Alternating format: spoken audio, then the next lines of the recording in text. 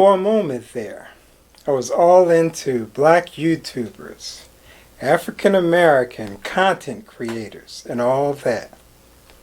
When I say I was all into it, I mean like full force. I had created a playlist about it on my channel, even going so far as to build a page on Facebook for it. That is because I believed I was on to something big. Because YouTubing in particular, and content creation in general, is like a multi-million-dollar industry. It is unmatched in the amount of money which flows through the hands of black people. I saw myself as being in the center of it all, as far as tracking it, with a Zoom podcast featuring up-and-coming content creators, as well as established ones who already have a huge amount of followers. After all, who among them would not want to get to know someone like me better? The guy who reports on them, who amplifies their existence to the world. What could possibly go wrong with a plan such as that? As I found out soon enough, there is a difference in how we perceive things to be and how things really are. Specifically, what I thought was a foolproof idea and the way it turned out to be. I was able to create correspondences with a couple of established content creators, 2 to be exact, who each have substantial followings. We were in the process of scheduling them as guests on my podcast somewhere down the road. In the meantime, what was supposed to happen didn't happen, as these 2 were what I consider to be famous online personalities. I believed I would establish a series of episodes of my podcasts, which they would be able to view. That way, they would observe my interviewing style and substance. Only that never happened. I never was able to find any other content creators to guest my podcast show, with the exception of my niece, and boy did I try. I cannot begin to count all of the emails I sent out. Hey, I'm about to do this podcast show. Free publicity. How's about coming on, talking about yourself and what you were doing?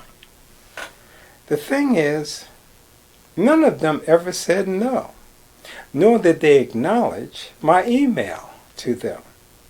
It was simply no response whatsoever. Okay, I thought, maybe I'm taking too direct an approach. Maybe few people want to hear, come on to my podcast show and talk about yourself. Lots of content creators hang out on Facebook. They have their own Facebook page as a companion to their channel on YouTube. Or they participate in Facebook groups having to do with such subjects as black YouTubers. If I am on Facebook and they are on Facebook, then I can send them a private message through Facebook, from me to them. I backed off pushing my podcast show, saying such things as, I've checked out your channel and wow, it is great. Keep up the good work. Figuring if I could generate replies that way, it would be an icebreaker. Still, nothing. My final effort came in the way of targeting bloggers and article writers. those who already established in telling others about black content creators. When you Google the top 10 influencers of colors and you get a listed result from a specific website written by a specific person, then those specific people are the ones I should talk to. So I wrote a bunch of them. To my surprise, still nothing. I even went so far as to write a message to an online organization which specializes in mentoring up-and-coming content creators. I could not get a reply from even them. After exerting a huge amount of effort into trying to generate the simplest of feedback from people, eventually I had to face the fact there are easier ways in other areas to put my energy and obtain results. As far as the two who did agree to guest on my show, by the time this clip is uploaded, I either will be planning on telling them or have already told them, thanks but no thanks. Your time is too valuable to waste it on this. Because from the way things look, there might not be any others besides you. As I mentioned in an earlier clip, I don't believe in dropping names, so my correspondence with them will remain private. They know who they are. Should they see this clip, thank you very much for your consideration. You are a kind person. I promise to do whatever I can to promote your activities in the future. The world could use more people like you. There is a story which came out of all of this. That story is, for the majority of content creators, the emphasis remains on stardom, to get their name cemented on the Walk of Fame in Hollywood, proverbially speaking, of course. They would prefer I hit their like button or their subscribe button. And while I'm at it, make sure I drop that comment below. To them, I'm just a number, another notch on their belt. They don't really want to get to know me any better than they already do. In the Facebook groups having to do with YouTubing, I was surprised to find there is something called subscription harvesting, which surprised me, I guess, more than it should have. Open displays of sub for sub, meaning you subscribe to my channel and I'll do likewise for you. They don't even try to hide it. In the meantime, I'll continue to be content with the 30-something subscribers on my channel. Thank you very much. In one of my earlier clips, I mentioned about becoming a self-employed business owner.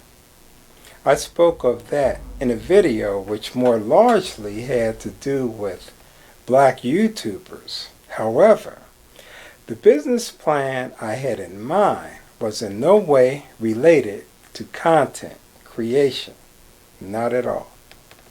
Looking back now, how glad I am of that fact, which means I still have every intention of creating my own business, as in an authentically registered business recognized by law.